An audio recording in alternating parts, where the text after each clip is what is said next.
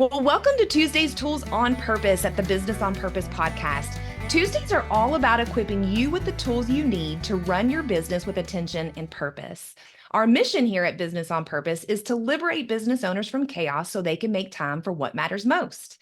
My name's Patrice Miles. I'm one of the coaches on the team. Every Tuesday, we dive into the world of tools because in a world where your time is your most precious asset, finding the right tools to streamline your operations and elevate your business can really make all the difference. So, in each episode, we always bring you interviews with experts. We try to share success stories and provide step-by-step guides to empower you on your business journey. But remember, it's not just about having the right tools. It is about using them with intention to create a business that's meaningful and fulfilling. So today's topic is all about forecasting. We continue to hear from business owners all the time just that they are stressed out and anxious about cash flow. So I wanted to have Thomas on our podcast to talk to us about forecasting. Thomas, welcome to the podcast. Hey, thanks for having me. Love it. Yeah.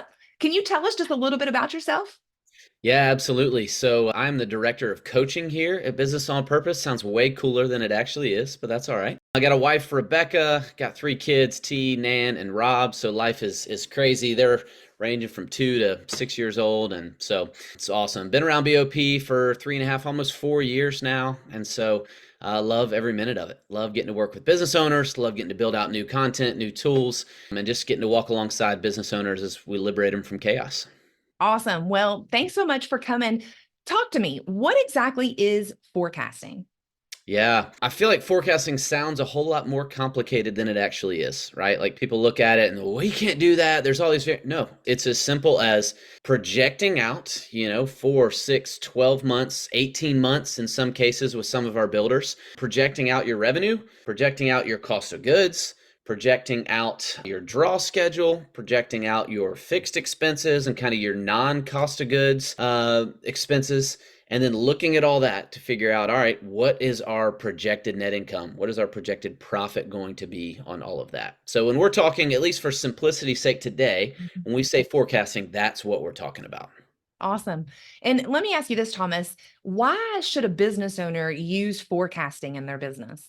Yeah, I mean, I guess I would say, why would you not drive your car with a blindfold on? Like it allows you to see what's coming, right? Because if you've got this blindfold on, and in a lot of ways, if we don't know our numbers looking out, then we have no idea what's coming our way.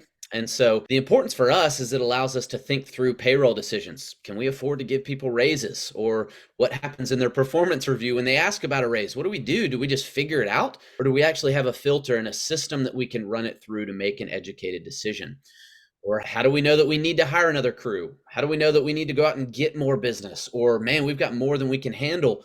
If we don't have an idea of what the next 12 to 18 months looks like, we're actually just driving our business blind. And that is no recipe for success. Yeah, nobody wants to drive with a blindfold on. At least I don't. Yeah. So, Thomas, can you show us an example of a forecasting tool? Yeah, I would love to. So we have templates for all of this stuff, right? I'm going to show you one that's fully built out right now, one that is completely working, and they check it 2-3 times a week a lot of times. So this is the tool right here. Again, it's fully built out, right? We want it to look like it actually does something. And it's as simple as starting up here, right? This is somebody that does remodels and then residential custom construction. And so we start with just their new home, right? Or whatever your project is. You can change any of the names on this. The project length, right? How many months it's going to take you, right? Because if you think it's going to take 2 months and then all of a sudden it stretches out to 3 months, all of your fixed costs get increased and your job costing changes, right? And so we got to be thinking through that.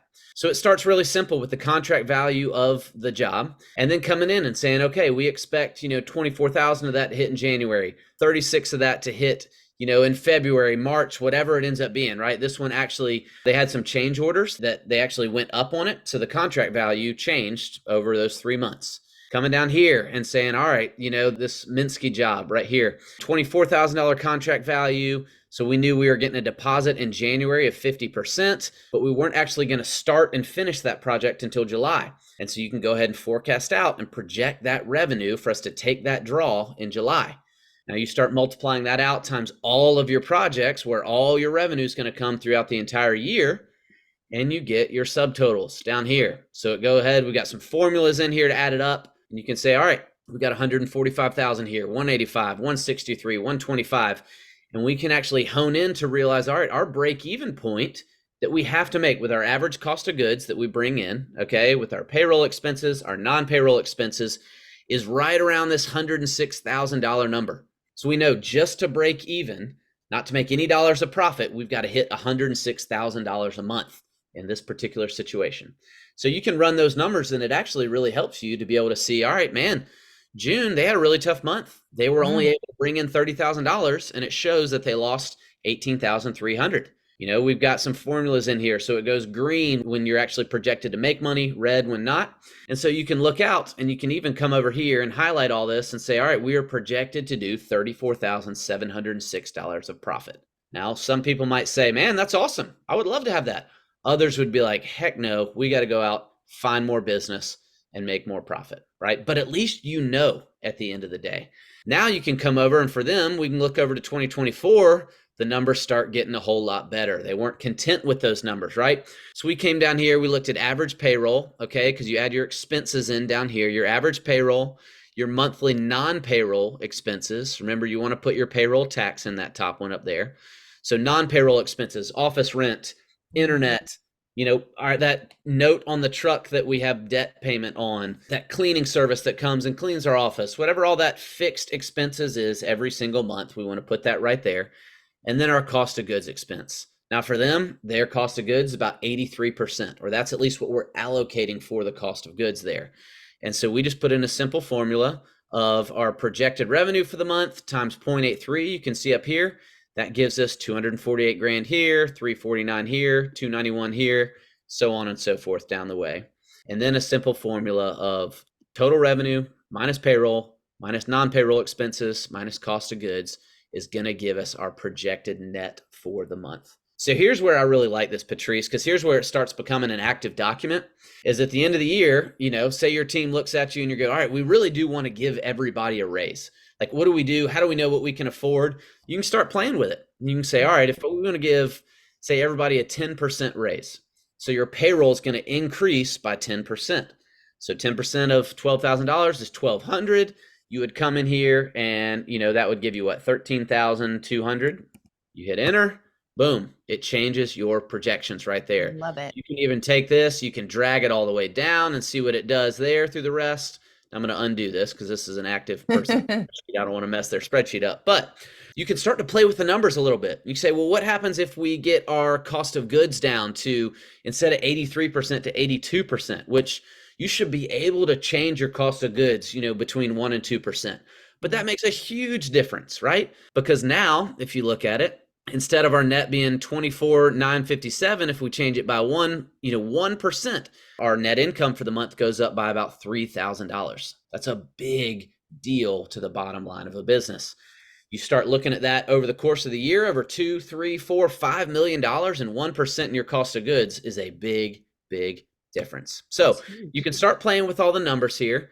You can even look out, and what we were able to do with them is they're like, oh my goodness, we've got $300,000 for January, 432, 360, 213. They're like, we cannot get that work done with the team that we have. And so we were able to build out their hiring process and come in and say, okay, great. We know that we've got those first 4 months, like revenue's going to be coming in. We can start playing with the payroll and saying, all right, we're gonna have to pay somebody, $6,000 a month. So you do $18,000 there, boom. You take it and drag it all out, and now you have your updated forecast, at least through April. They don't have anything booked past April right now. Ideally, you'd have it a little bit further out. But you think of the advantage that this gives you to know that you have estimated profitability through April of $117,278. That gives you confidence for making decisions as a business owner, right? To be able to make tweaks, to be able to add, hire, fire, whatever it ends up being, and just really act in a smart capacity as you're leading your business. Yeah, this is fantastic. And I absolutely love this template, Thomas, and use it with all of my clients. I love what you just showed, though, as far as being able to tweak like payroll and different things like that. Even, I hear all the time, hey, we really want to spend X amount of dollars on SEO or website stuff. Yeah. Even in your non-payroll, you can add that, whatever, 1,500, 2,000 more a month that you want to spend and see Do we have it in those remaining months? Mm. The other thing is, I have used this with service-based clients too. So just because we're showing this builder one, you can easily do this with a doctor practice, with a service-based industry like a cleaning business. You just simply don't have projects, you have clients instead, which is fantastic. So this can be used across the board. I did want to ask you though, is there any best practices or just like additional information that you want to share with our listeners about how they should use this in their business?